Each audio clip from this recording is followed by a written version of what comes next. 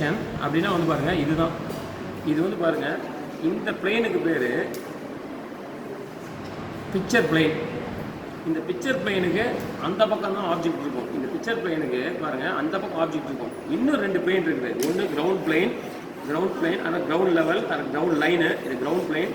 இது நடுவில் ஒன்று இன்டர்செக்ட் ஆகி போகணும். அதுக்கு வந்து பேர் பார்த்தீங்கன்னா ஹரிசாண்டல் பிளேன் அல்லது ஹரிசாண்டல் லைன். இங்கே பாருங்கள் இது பிக்சர் பிளேன். மேலேருந்து பார்த்தீங்கன்னா வரையணும். இதான் ஃபஸ்ட்டு. இது இந்த ஆப்ஜெக்ட்டு எப்படி இருக்குது அப்படின்னு சொல்லிட்டு இந்த பிக்சர் பிளேனுக்கு ரெஃபரன்ஸாக கொடுத்துருவாங்க. நான் மறுபடியும் எக்ஸ்பிளைன் பண்ணுறேன். பாருங்கள் இந்த பிக்சர் பிளேன் இங்கே இருக்குது. இது டாப் வியூ. இங்கேருந்து பார்த்து டாப் வியூ வரையணும்.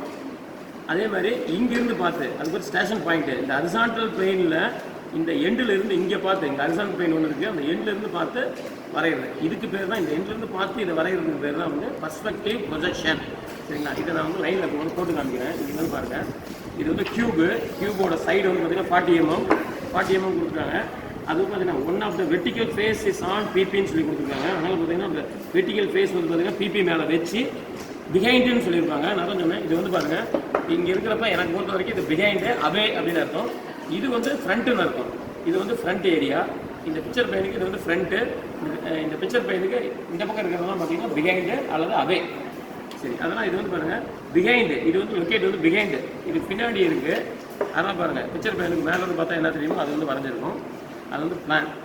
டாப் வியூ வந்து வரையணும். ஃபஸ்ட்டு பிக்சர் பிளேன் வரைஞ்சி டாப் வியூ வரைஞ்சாச்சு. இதோட பொசிஷன் எப்படி கொடுத்துருக்காங்கன்னு அதுக்கு தகுந்த மாதிரி வந்து வச்சு வரையணும். ஒரு வேளை வந்து இந்த பிக்சர் பிளேனில் ஒரு ஃபேஸ் ஒட்டி இருக்குன்னு சொல்கிறதுனால இப்படி வரைஞ்சிருக்கும். இந்த பிக்சர் பிளேனில் வந்து ஒரு எட்ஜி வந்து ஒட்டி இருக்குன்னு சொன்னாங்கன்னா இப்படி தான். இது ஈக்குவலாக இன்க்ளைன் ஆகிருக்குன்னு சொன்னாங்கன்னா இப்படி தான் வந்து வரைஞ்சாகணும்.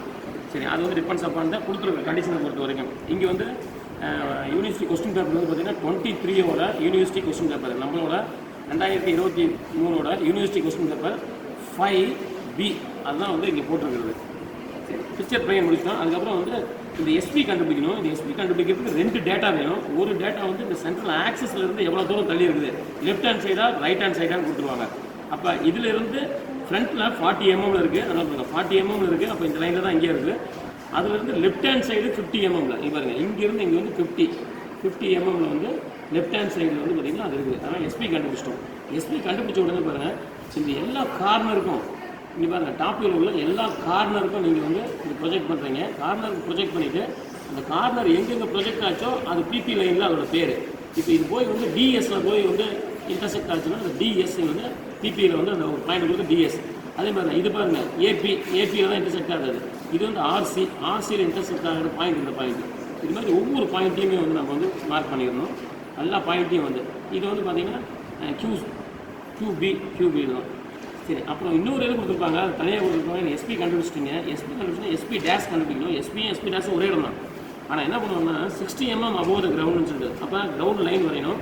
அது இந்த லைன்லேருந்து எங்கே வேணும்னா தள்ளி ஒரு 60 mm மேலே எங்கே வேணும்னா தள்ளி வரையலாம். இங்கே கூட வரையலாம், இங்கே வரையலாம், எங்கே வேணால் வரையலாம்.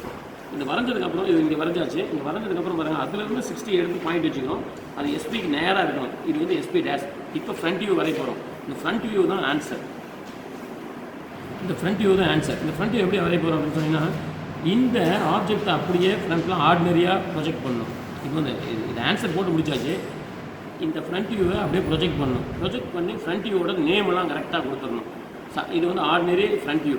இது ஆன்சர் கிடையாது. ஆர்டினரி ஃப்ரண்ட் வியூ வரைஞ்சி ஆர்டினரி ஃப்ரண்ட் வியூ வரைஞ்சதுக்கப்புறம் அதை எதை யூஸ் பண்ணி வரைகிறோம். இங்கேருந்து பார்த்தா தெரியுமில்ல அந்த இது மேலேருந்து பார்த்து ப்ரொஜெக்ட் பண்ணி ஃப்ரண்ட் வியூ வரைஞ்சிட்டோம். வரைஞ்சதுக்கப்புறம் இந்த எஸ்பியிலேருந்து எல்லா கார்னரும் இங்கே எப்படி கார்னர்லாம் ஜாயின் பண்ணிங்களோ அதே மாதிரி எல்லா கார்னரையும் ஜாயின் பண்ணிடணும். அப்போ இதுதான் ஃப்ரண்ட் வியூ. இதெல்லாம் ஜாயின் பண்ணியிருக்கீங்க. அப்புறம் இந்த பிபி லைன்லேருந்து எங்கெங்கே இன்டர்செக்ட் ஆச்சோ அந்த பாயிண்ட் வந்து நேராக வெர்டிக்கல் லைன் வந்து மினி டேப்பில் யூஸ் பண்ணி வெர்டிக்கல் லைன் வரைங்க. வெர்டிக்கல் லைன் வரைஞ்சிங்கன்னா இவள் கேட்டு வந்து பாருங்கள். இது வந்து பாருங்கள் டிஎஸ் இங்கே எங்கே இருக்குது டி. இது இந்த லைன் தான் டி லைன். பாருங்கள் டி கண்டுபிடிச்சிட்டோம். இந்த லைன் எஸ் லைன், அதனால் எஸ் கண்டுபிடிச்சிட்டோம். அதே மாதிரி பாருங்கள் இந்த லைனை வந்து எங்கே பாருங்கள் ஏபி இங்கேருந்து நேராக வருது. இன்டர்செக்ட் ஆகிற இடம் பாருங்கள். இது ஏலேருந்து வர்றது வந்து பார்த்திங்கன்னா இது ஏ, இது வந்து பி, இது வந்து ஏ, இது வந்து பி. பாருங்கள் இந்த ஏபியும் கண்டுபிடிச்சிட்டோம். இதே மாதிரி ஒவ்வொரு இன்டர்செக்ட் ஆகிற இதை பாயிண்ட்லாம் கண்டுபிடிக்கணும். இங்கே 2 பாயிண்ட் கண்டுபிடிக்க கிடையாது. அது வந்து பார்த்திங்கன்னா சிஆர் பாருங்கள். சிஆருக்கு நேராக ஒரு இது ப்ரொஜெக்ட் பண்ணணும். ப்ரொஜெக்ட் பண்ணால் அந்த சி எங்கே இருக்குது, சி ஜாயிண்ட் ஆகிற இடம் வந்து இதுதான் வந்து இங்கேருந்து வருது. இதுதான் சி. ஆர் வந்து பாருங்கள் இங்கேருந்து வருது, இது ஆர், சிஆர். அப்போ இதெல்லாம் ஜாயின் பண்ணணும். நீங்கள் ஜாயின் பண்ணுறப்போ கொஞ்சம் டிஃப்ரெண்ட்டாக வரும். தேங்க்யூ.